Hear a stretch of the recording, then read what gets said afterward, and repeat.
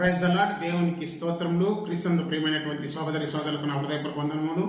మత్తయి సువార్త 28వ అధ్యాయం 18వ వచనము. అయితే యేసు వారి యొద్దకు వచ్చి పరలోకమందును భూమి అందును నాకు సర్వాధికారము ఇవ్వబడి ఉన్నది అని చెప్పి ఉన్నాడు.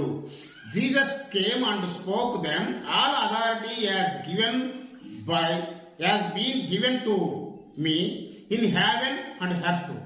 ఆయన సర్వాధికారము క్రీస్తుకు ఇవ్వబడింది, భూమి మీదను పరలోకంలోను. మరి ఆయన సర్వాధికారం కలిగి ఉన్నటువంటి దేవుడు.